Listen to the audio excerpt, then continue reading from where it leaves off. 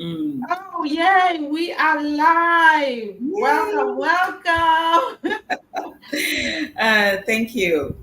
All right, so before I introduce my guest, I will introduce myself first. So, my name is Meta Okay. Fox.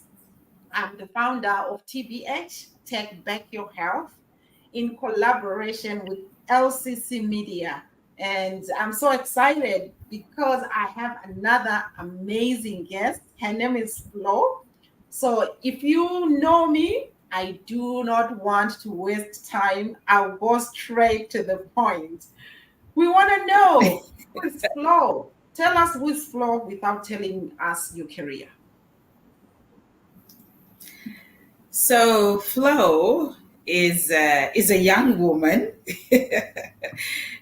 Flo is a mother. I'm a mother to three amazing children, and who knows, maybe another one is on the way. And Flo is a fun-loving person, um, a go-getter, hard worker. I'm a sister, uh, um, and pretty much a woman just like any other woman, but a woman that believes in setting goals, and if she wants to do something, she pretty much goes for it. And there's never a no in this woman's book. She will always find a way. And I'm God fearing, because that's pretty much where I drive most of my faith from. When times are hard, I can only turn to God. So I am God fearing as well. Amazing. I always like to tell people, where did we first meet? So I'm confused. I think it was through an event with Maria, or it was through the aeroplane when we were all going to You Zimbabwe. Which got one it. is it? It was on the plane. It was on the plane years ago. I don't know how we ended up talking. And we realized, I think we were sitting close to each other, right? I don't know. I'm not too sure what happened, but yeah, we recognized each other and we started talking, and we've been good friends ever since. Ever since, and it's been, it Yeah. was on the plane. Yeah, Maybe we were that going to was Zimbabwe. probably, maybe 2014, going all the way back there. Oh, yeah, actually, yeah, that was the first time my family was going to Yes, Zimbabwe. yes, 2014. Anyway, so the next question is, tell us a little bit about your childhood. Why do I ask this question? Because I want to know what influenced you right now. Was it your childhood or it was your life experiences? So, briefly tell us about your childhood. Well, I would say, it's a bit of both. I would say pretty much my childhood would influence this flow. The little girl from way back would be the one encouraging this flow to be the person she wants to be. And also life experiences have also strengthened me and shaped me to be this flow. So the little flow, I would say, from my childhood, I came from I come from a blended family, where I didn't, my parents never even made us even acknowledge the fact that we were a blended family. I just grew up knowing I've got brothers and sisters. I didn't know until I was probably 17 that the other half were actually stepbrothers and sisters. So my mom and dad never, ever uttered a word that, we were blended. So we just grew up as one big family. We were eight of us, mostly girls, six girls and two boys. And mom and dad, very supportive of everything we did. We went to the best schools. They did the best for us, the best they could. And so from that, having mom and dad being very supportive, and being mostly girls, they always believed we could do whatever we wanted to do, and they supported. And then with life, life experiences, um, those have shaped, the strength side of me. That side that, okay, the world is not your home anymore. The world, you meet nice people, you meet amazing people, you meet mean people, And that has really, it's not everyone who's going to be like your mother or your father or your sister. So that really shapes you and turns you into a totally different person, but not a mean person, but a person that knows what they want. You have to fight in this world. So it's like a culture shock from a Yes, loving, supportive, kind family to the yes, world where some yeah, people's clothes exactly. are coming out to like scratch you. You gotta Exactly. defend yourself. Survival of the fittest. It's like you just come out from a fish bowl with your family, then now you're in the sea and you have to fight for yourself. All right. Yeah, I can understand how difficult that could be. That Right, means you had a lot of learning to do. right, So tell us now your career before the main topic is the journey to being your own boss.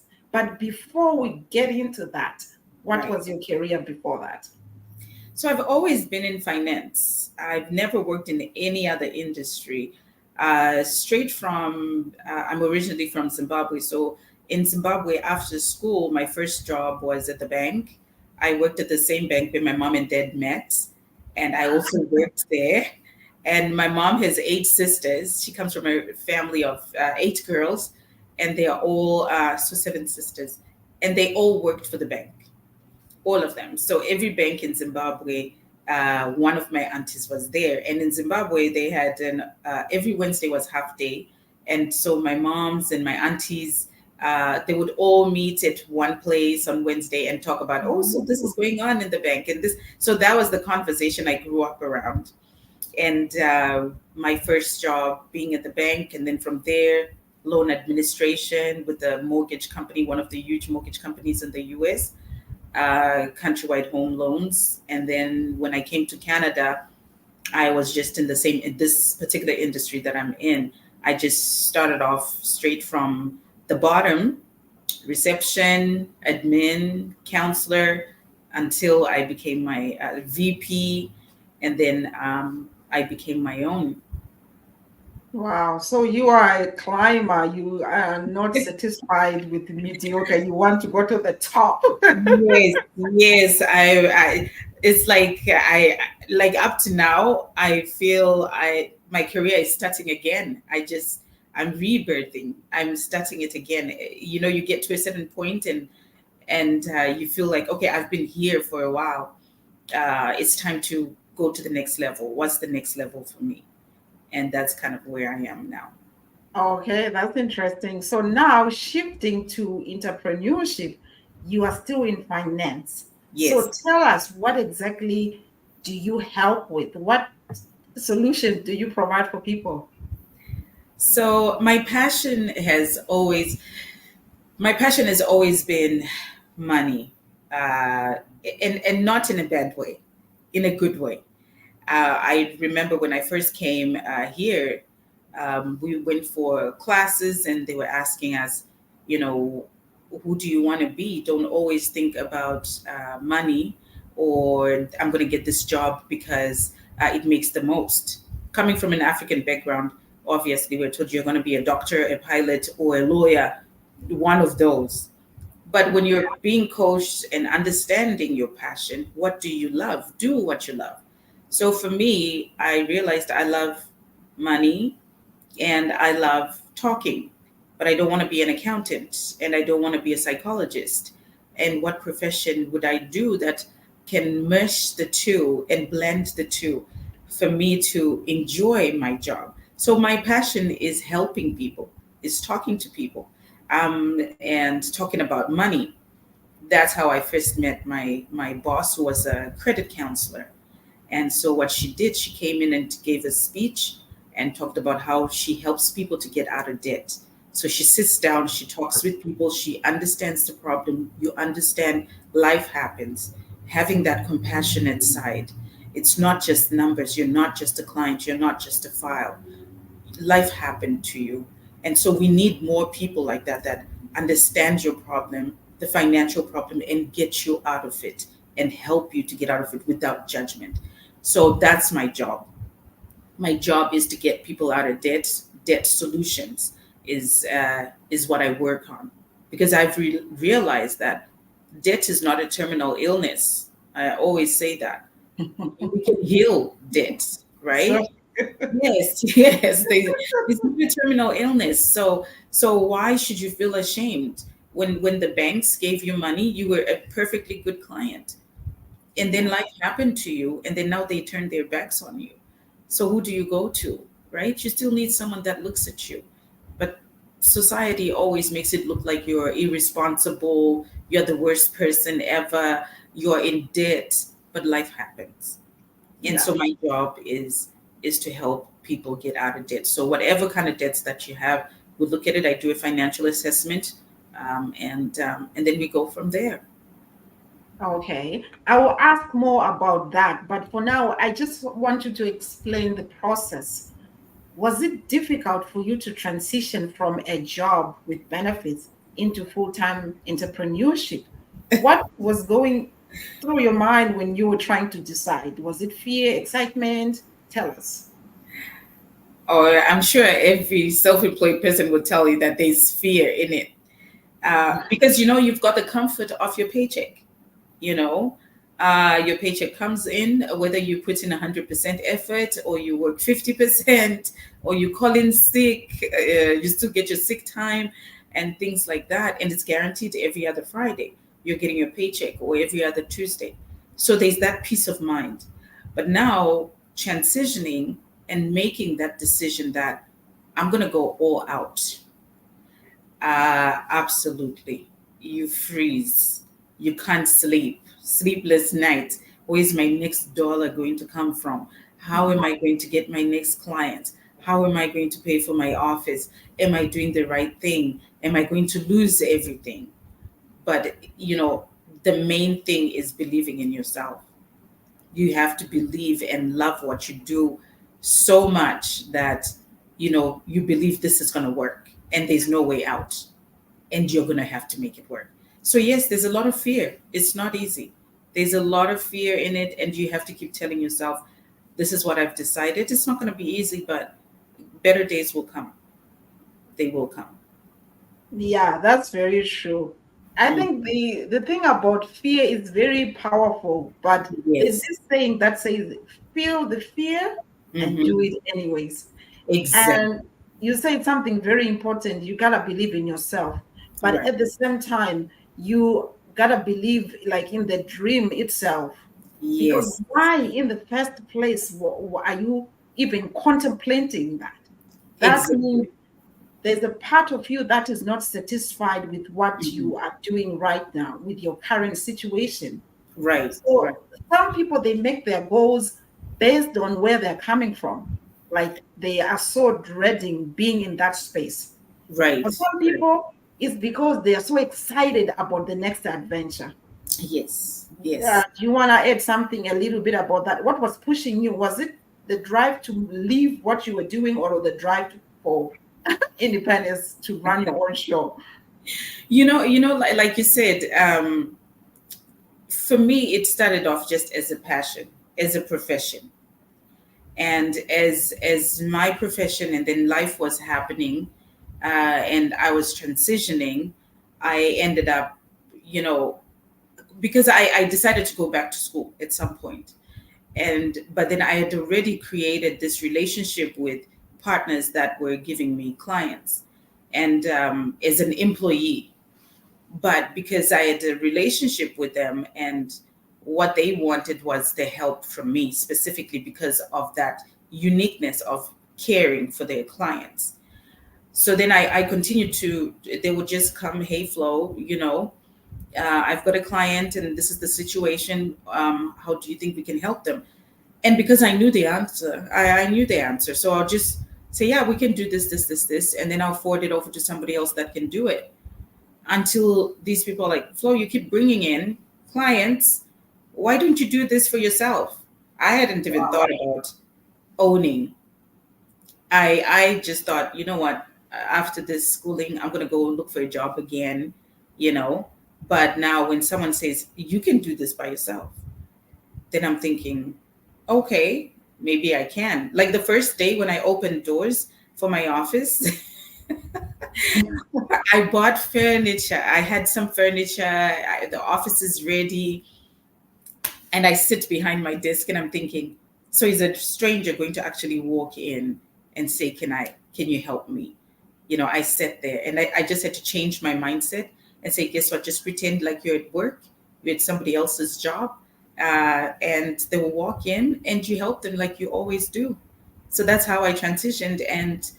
And that's how the business started.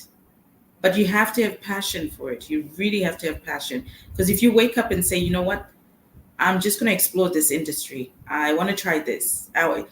Those are the moments that you try something, it doesn't work for you, you leave. You try the next thing, it doesn't work, you leave. Before you know it, it's 5 years, 10 years, and you keep doing that. You're hopping here and there, and you never make anything successful. Yeah, I can relate with that because me, when I started my beauty business, I Mhm. was always looking for something else because I wasn't getting the money I wanted. So I Right, ended up trying like 20 other businesses. And right, now I'm realizing if I like focused on right. my passion and purpose, I would Mhm. have like gained more stuff than what I did. So this idea of just jumping and jumping. So Right. I really applaud you because you knew what you wanted and you stuck with it. Although you are expanding, but you are still In the same in the industry. same, yes. Right, right. Because The video I posted. Oh, sorry, you wanted to say something? no, no, no. I said, you know what? Because I've known you from being in the beauty industry. That's your biggest sale for me because that's how I've known you as well. I know you do other different things, but when you say Maytha, we know Maytha is in the beauty industry. That's my brand. Oh, yeah. That's Thank your you for baby right that. Yeah. there. And I've realized it now. As much as I do other stuff, the Hmm. beauty, that's my passion. That's my Yes. purpose. And Yeah. I feel I'm much happier when I'm in the beauty stuff. Exactly. To Exactly. get back to you, okay. The Okay. video, you said you used to do things for free. Mhm. Can you explain a little bit about that? You said you were shy and tell us more. Absolutely. So when I ended up starting the business is because I was helping people, right? They would come to me, ask for help. I knew the answer, and I would help. And I didn't think about being paid for it because it's something I knew, and for me, it's a passion. Why would I withhold the information of something that I know and can help your family? So that's the reason why I started helping people for free. However, having transitioned and started a business, it's a business after all, and I was shy to charge fees because I had never charged anyone for something I know. It's like asking someone, "Can you cut this apple for me?" And just because I have a knife and a plate, and then I'm going to charge you to cut it. But so to me, I'm like, I know how to cut an apple, and so why should I charge you for that? But then when someone set me down and said, look, they had to really sit down and talk to me in a way that spoke to me. Um, that look, Flo, you love to help people, and in helping people, you've got an office space that needs to be paid for. You've got employees that need to be paid for. You've got all these electricity and all that. So if you want to continue to do the things you love, this also has to be taken care of. So Yeah. that's the reason why you have to be compensated for what you're doing. It's not because you're trying to rob people that are already financially in a financial deficit, but it's because you're running a business and you want to reach out more people. So then that and only that convinced me to think and say, okay, I have to charge, and I shouldn't be shy to ask to be compensated for my worth. I am worth that. And but at the same time, I'm helping you. Are there any critical situations that I would help for free? Absolutely.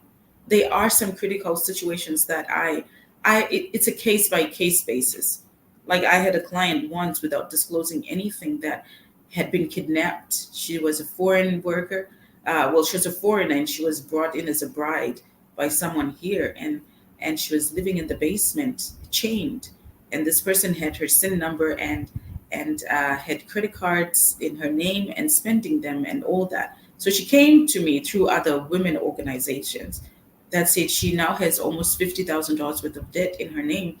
She's managed to escape with the children, but she can't get an apartment. She can't get anything. She's like buried in debt.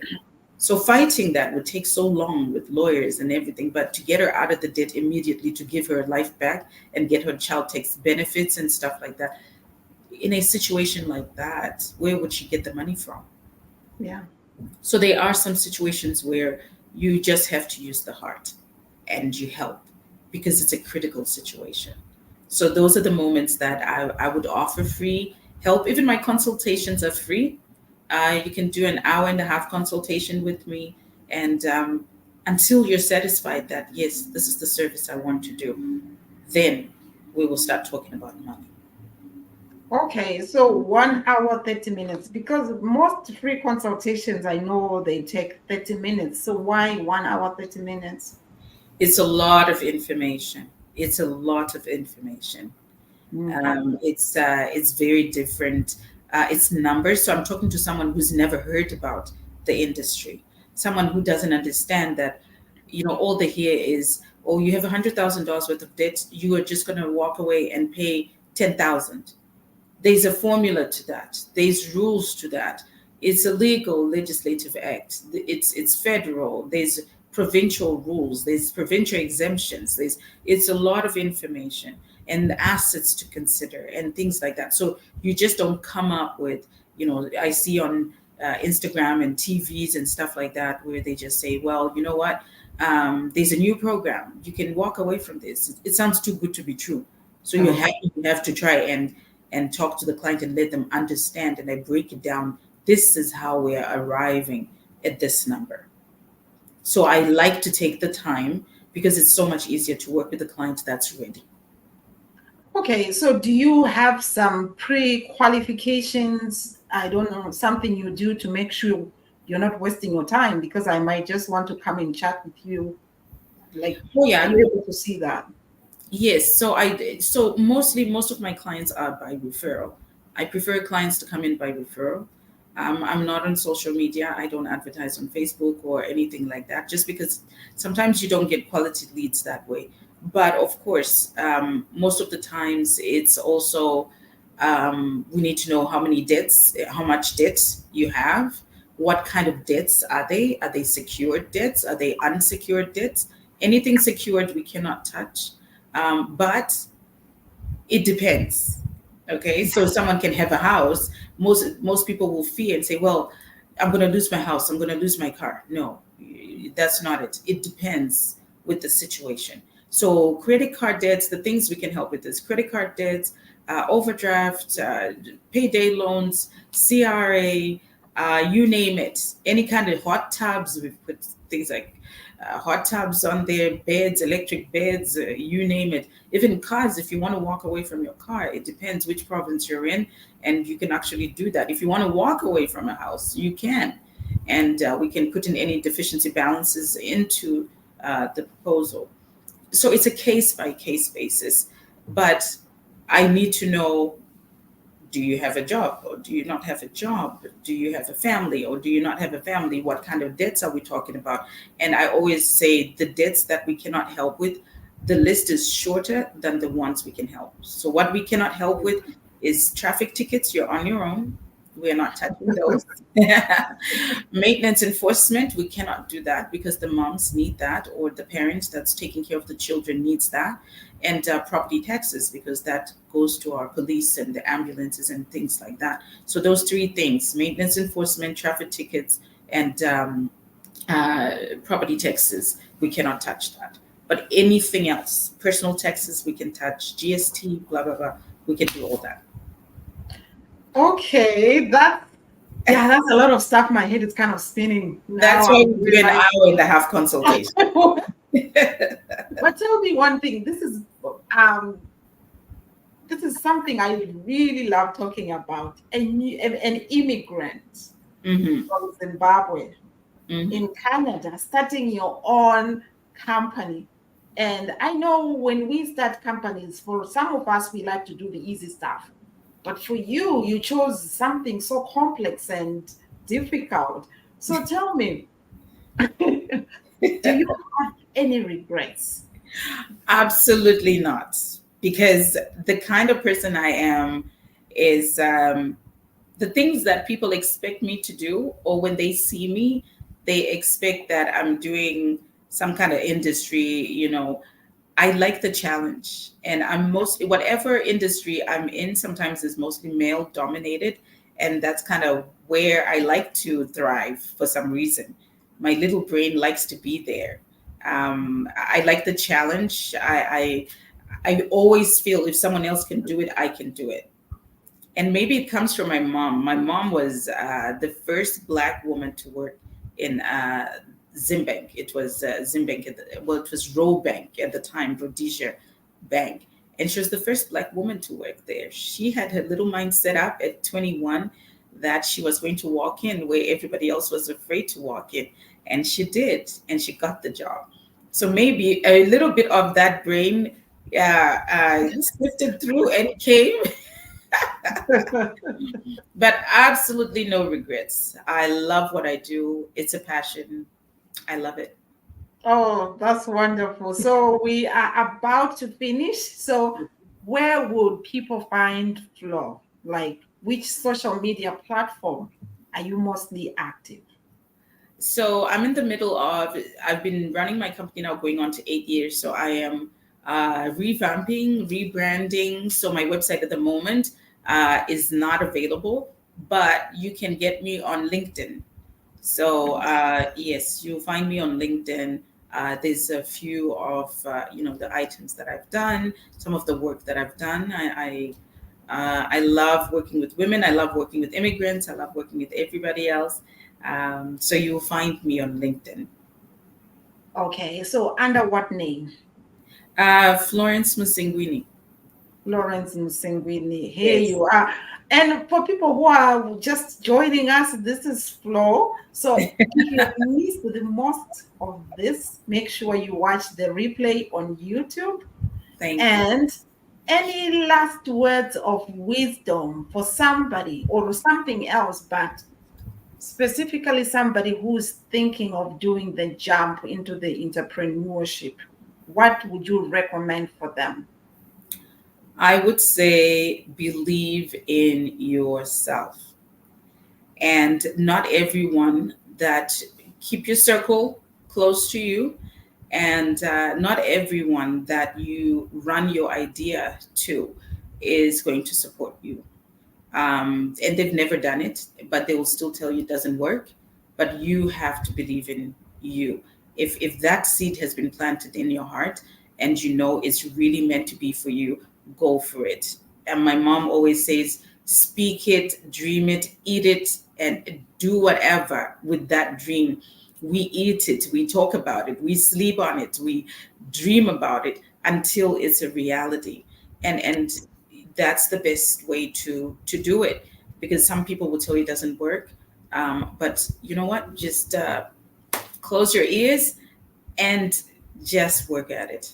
And honestly, you also need to have a supportive partner. And if you don't have a supportive partner, it's going to be very tough, but you still have to go for it. It's your dream. So you can only be the person that's stopping you from your own success. Thank you. That's so profound. And I just want to add something to we believe in ourselves and also we need to do proper planning. Right. But Right. like last week when I was talking with Shayla, she said something very profound. She said sometimes you don't have time to put those things in place if your mental health is affected. So Mhm. that really stuck with me. But Yeah. if your mental health is not affected, planning in advance is always good. And the financial experts, they say you need to have at least 4 to 7 months of like salary, whereby you can pay off your debt in the next 4 or 5 months if your Right. business does not like take off right away. Right. Right. What do So you think about that? That should be your last wisdom words. you know what, the kind of person I am, I like to still be practical with the things that are happening right now. It's important to plan. You always have to plan ahead, because pretty much in the industry I'm in, once I get rid of some of the things you have when people are used to credit cards, now you don't have a credit card. So now you have to learn to plan ahead. So when you plan ahead, it makes life so much easier for you. You've got a nest egg, you've got a cushion in case something happens. In the days that things are going well, don't forget to put a nest egg. But most of the people, and to be very, very practical and realistic, Yeah. it's not something that works for everyone. It's not something that works for everyone, because most people are living paycheck to paycheck. And so my advice is, before you get that second job, because all we do is say, well, I'm just going to get a second job. No, sit down, calculate and see, how much am I spending? How much am I bringing in? How much am I short? How much of a job do I need to make it a second job? So do I need a job that makes $1,000 a month? Or do I need a job that makes $500 a month, so that you're not burnt out? Because some people just, you just say, I need a second job. And you just go to a second job, two full-time jobs, no time for family, you burn out. Then the next thing, you're not well. So yes, it's important to have a nest egg. Either work two jobs for a while, 6 months, cover those bills, put a nest egg away, go back to normal. Go back to normal. Don't work the entire your entire lifetime, two jobs, three jobs. Yeah. What's the point if there's no plan? Yeah. And allow yourself to live. Allow yourself to live. You know, look for someone that can help with budgeting. I also do budgeting. I do credit rebuilding. I do debt solutions. So if it's just budgeting that you want, like, hey Flo, can you just look at my situation? We do a spreadsheet together. I really don't like pie charts and graphs and whatever for my clients. I like things that are real. I like things that are real, that you can relate to, that are not too difficult for you. So the financial industry is not too scary for everyone. We want to approach it in a very, very mild way. Wow, that's amazing. Thank you so much. I still have more questions to ask you, Thank but you. because of our time, Right. thank you so much. So this is MetaFox with Thank you. Flo, Thank you. and I'm with Take Back Your Health in collaboration with LCC. So to our viewers, I hope you get in touch with Flo. She can help you in your financial situation. So thank you, Flo. I really appreciate you. And to our viewers, thank you. See you next time. Have an amazing day. Thank you, Mather, for having me. Thank you so much. Ladies Corner and Tea, I appreciate that. And maybe we'll come for a part two and finish off everything else. We should. Okay. Let's organize that. All right. Take care.